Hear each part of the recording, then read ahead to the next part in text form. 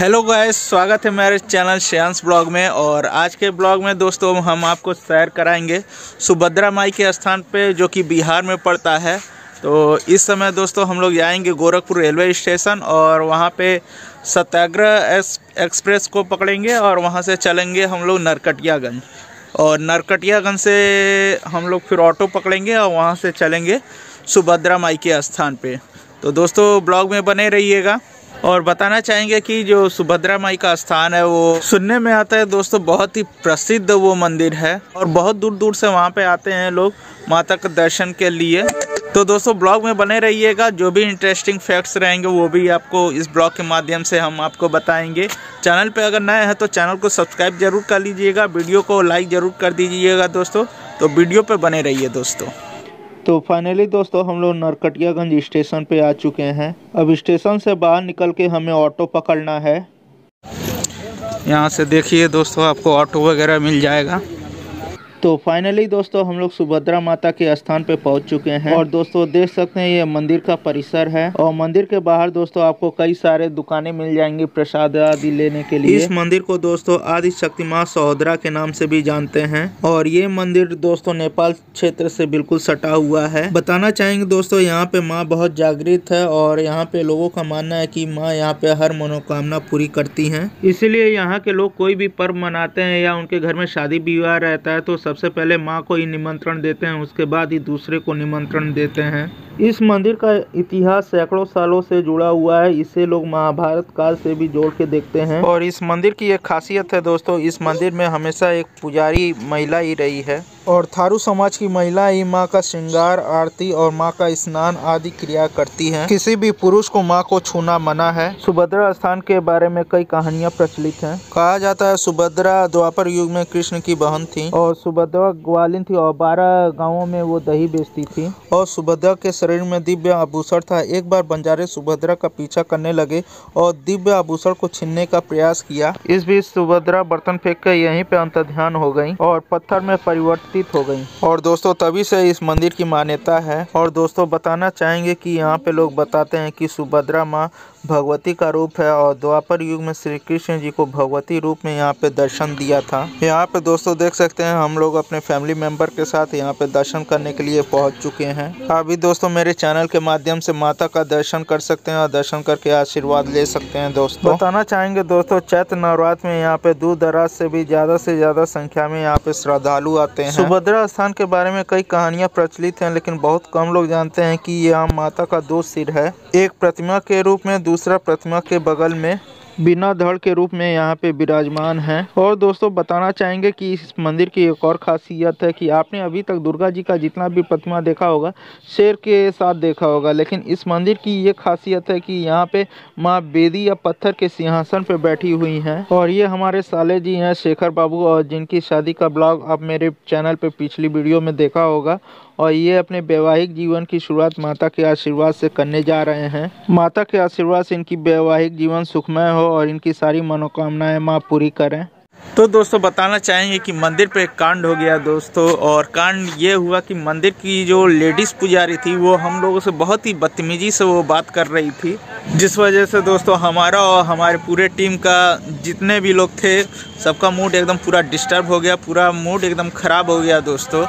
और दोस्तों हम लोग को शूट वहीं पे बंद करना पड़ा और वहाँ से चले आना पड़ा दोस्तों।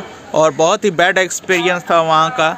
बात ये था कि दोस्तों वहाँ पे जो मंदिर की जो लेडीज़ पुजारी थी वो बहुत ही दादागिरी से हम लोगों से बात कर रही थी। जैसे कि लग रहा था दोस्तों मंदिर सिर्फ पर्सनली सिर्फ उसी के लिए बना हुआ है और लोगों के लिए नहीं बना हुआ है, सिर्फ उसी के लिए मंदिर बना हुआ है। हुआ ये था कि दोस्तों की जो दुर्गा जी की प्रतिमा बनी हुई है उसके दोनों साइड में दोस्तों 2 रूम बना हुआ है।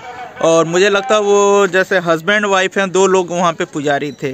तो ऐसे तरह से हमसे बात कर रहे थे कि जैसे कि अब क्या बताएं। और दोस्तों वो दोनों लोग अपने सोने के लिए 2 रूम वहाँ पे बना रखे हैं और मैं बस उनके जो कमरा बना हुआ है बस उसके चौखट पे खड़े होके मैं शूट कर रहा था दोस्तों। तो इतने पे वो लेडीज़ पुजारी आई तो वो बोलने लगी मतलब बहुत ही दादागिरी सी की, आप वहाँ पे कैसे खड़े हो गए, मतलब भोजपुरी लैंग्वेज में बोली, जो कि मुझे बहुत ही बेकार लगा।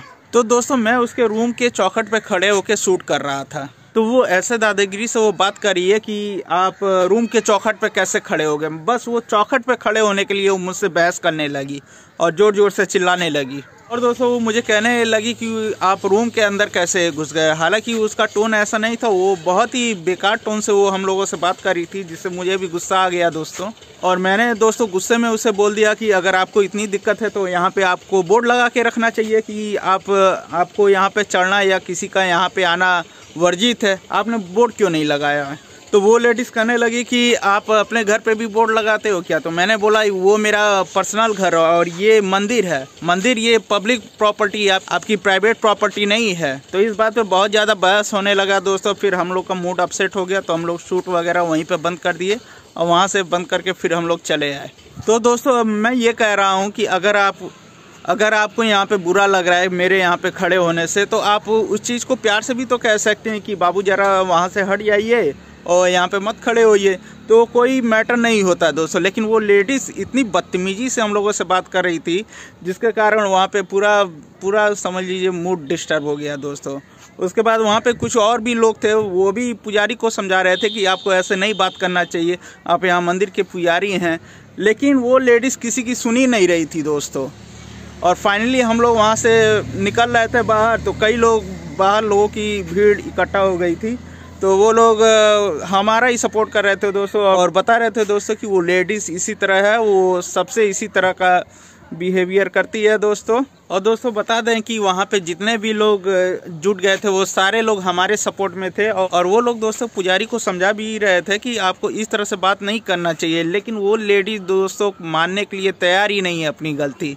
उसके बाद बहुत ज़्यादा बहस हो गया, तो मैंने सोचा चलो भाई मैं ही अपनी गलती एक्सेप्ट कर लेता हूँ। तो मैं अपनी गलती भी एक्सेप्ट कर लिया, चलिए मैं ही गलत हूँ आप ही सही हैं, ठीक है। लेकिन उसके बाद भी दोस्तों वो लेडीज़ चुप नहीं रही और झगड़ा हम लोगों से करती रही, और जिससे मूड हम लोग का बहुत डिस्टर्ब हो गया। इसलिए हम लोग शूट वगैरह वहीं पर बंद कर दिए और वहाँ से फिर हम लोग बाहर निकल गए। तो बाहर निकलने के बाद और भी लोगों का जमाव हो गया था वहाँ पे, तो वो लोग भी दोस्तों बता रहे थे कि वो सबके साथ इसी तरह का बिहेवियर करती है, तो मतलब कुछ लोगों के साथ। तो दोस्तों आप मुझे कमेंट सेक्शन में बताइएगा, अगर आप वहाँ पे गए हैं तो वहाँ का एक्सपीरियंस आपको कैसा रहा था। मेरा तो दोस्तों फर्स्ट टाइम था, तो बहुत ही बैड एक्सपीरियंस था वहाँ का दोस्तों। अगर आप दोस्तों वहाँ पे पहले गए हैं तो आपका एक्सपीरियंस कैसा रहा मुझे कमेंट सेक्शन में कमेंट करके बताइएगा। तो दोस्तों मिलते हैं अगली वीडियो में, तब तक के लिए टाटा बाय बाय।